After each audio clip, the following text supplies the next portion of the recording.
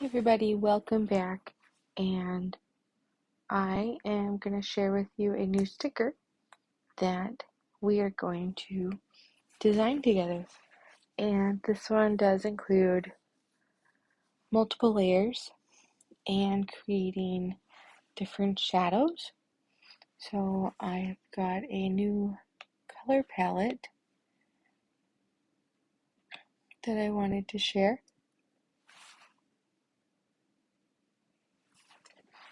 This one I found is called Mellow, and I was thinking of something kind of fun to make that is calming. We're gonna go with. So let's get started. I want to start with a bright color that I have that's going to create the foundation of what we're doing. So I'm going to start actually with this really pretty kind of like golden red yellow, and we're just going to fill this whole first layer, and this is going to be our foundation. So for the next layer, we're going to create our new layer. Let's grab our next color, which I am going to go with this kind of blue color. And I've got my monoline brush. I'm going to turn down our size to about 50%. And we're going to start with our first background layer. And we're going to do some mountains. So let's see. Make a nice little squiggle, and perfect. Fill in the bottom half. Here's our second layer. Let's create a third layer, and we're going to go with slightly this next color here. This next color is kind of brighter, but that'll still work. And we're going to create another layer of our mountains, because what's better than having a cascade? So we're going to just come up, draw our squiggle line, come back down, and fill it in by grabbing onto our color and dragging it over our section. So there's our third layer.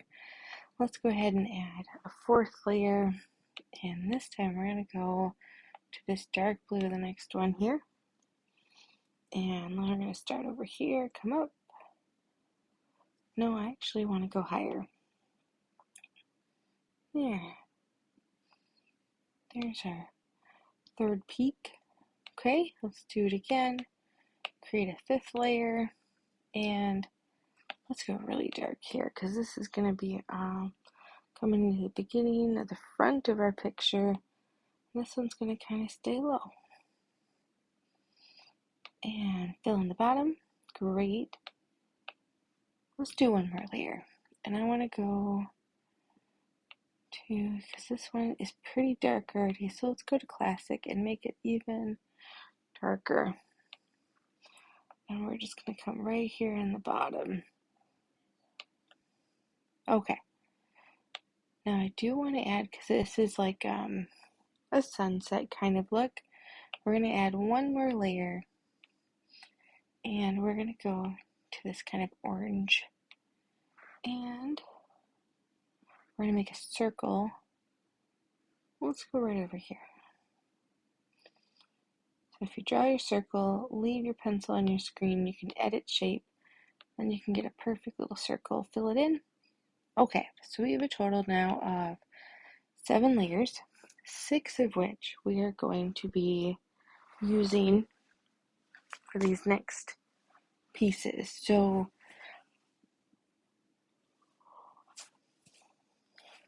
the way I have found to make this kind of just nice and streamlined is we're going to first duplicate all of our layers.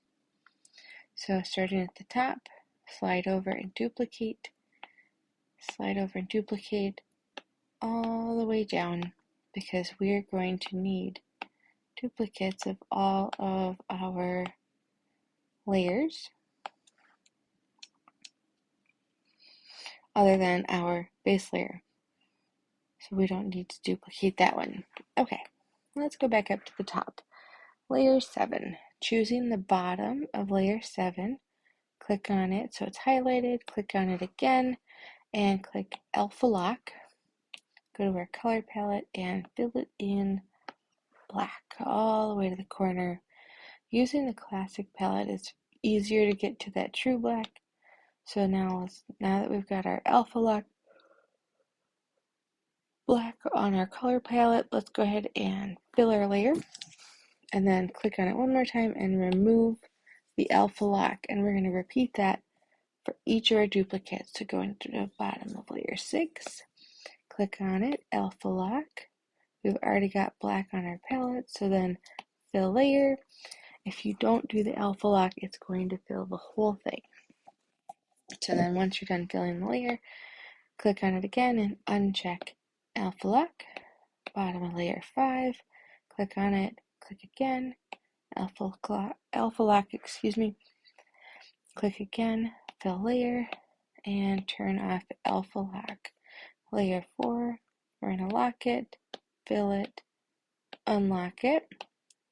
Layer 3, lock it, fill it, unlock it, and then finally layer 2, always choosing the bottom of the duplicates, Alpha Lock, fill layer, turn off Alpha Lock. So now we have a colorful and a dark of each one. Alright, so sticking here with our pattern, back at the top with the black layer 7, now we're going to go to our magic wand and go to Gaussian blur, and we're going to go to 10%. And now we have a shadow. And the same thing with the bottom of layer 6, magic wand, Gaussian blur, sliding from left to right, go to about 10%. And there's our second one. Great, which is actually our bottom layer, and that'll still work. And then layer 5, Gaussian blur,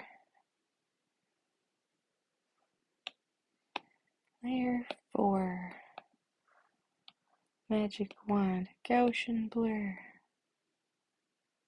Look at how pretty, and it makes it just kind of stand out, like it's like jumping off the page. I so love that. Alright. Now some layers that are brighter may not need as big of a blur, or some layers that are darker maybe need more. I'm just going to stick with 10% on everything for this video. But now that we have them all selected, I did learn a really cool trick. So this right now, if you're looking at it as if the light is shining straight down on the paper, and if you're looking at a piece of scenery, you're going to notice that it's not always, straight at it. So here's a neat little trick I learned: as you swipe right, right, right, right, and right, and right. And now we have all of our black layers selected. Click on the arrow and give it a wiggle. Or you can go in the other direction. And here's our shadow. Oh, do I love that? Isn't that just cool? Maybe you want it to the right or to the left. I think I like the left more. But then you can move it in like any direction that you want. And now we have, this technique is called layer paper in Procreate, and you can use it to make all sorts of scenery and landscapes. I think it's super fun. So I do want to adjust this one, layer 7.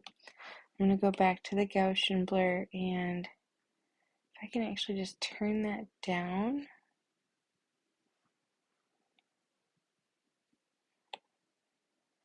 undo.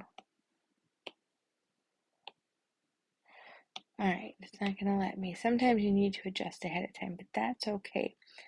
What we can also do, because this is technically a sunshine, is we could just simply go in here to our palette, change it back to white, alpha lock, and fill it with white instead.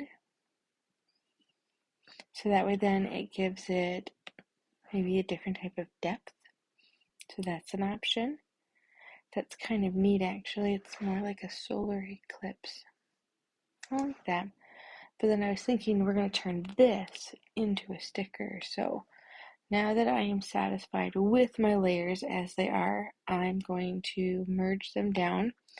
You can click on each one to merge down, or take your fingers, like your thumb and your pointer finger, and put one on the top layer, put one on the bottom layer, and pinch them together more successfully like that. And now everything is combined into one layer. So now we're going to create a new layer on top. And we can keep white on there, that's fine actually. And in this new layer, we are going to create a square. Hold your pencil down and then edit shape, square. Not sure why that did that.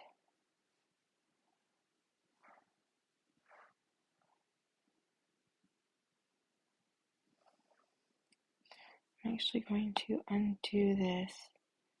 For whatever reason, it didn't get the whole thing, but we are still going to try a square. There we go. Do that again.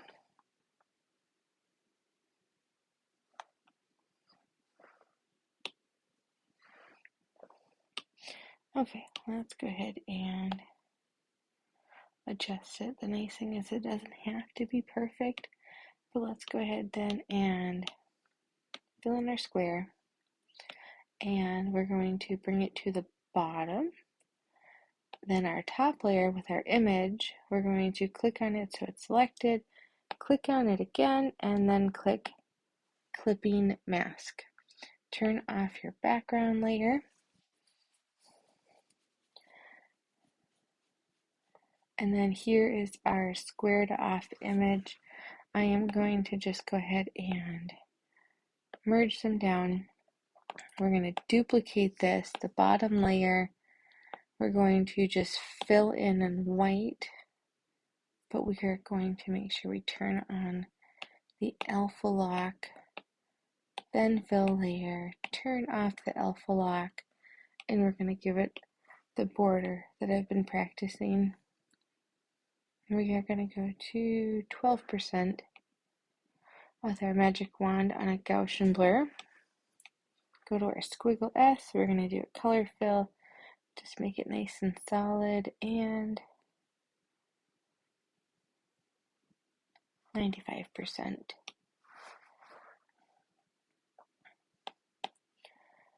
Merge down so we just have the one layer. And I like doing the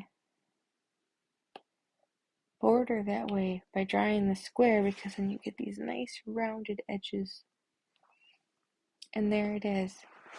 This is our little eclipse, our little scenery landscape. And you can do this too, just by using whatever color palette you want, creating some shapes, and letting your imagination go wild. I just discovered this. It blew my mind when I saw someone else doing it. I'm like, I have to do this. And so thank you for letting me share. Enjoy.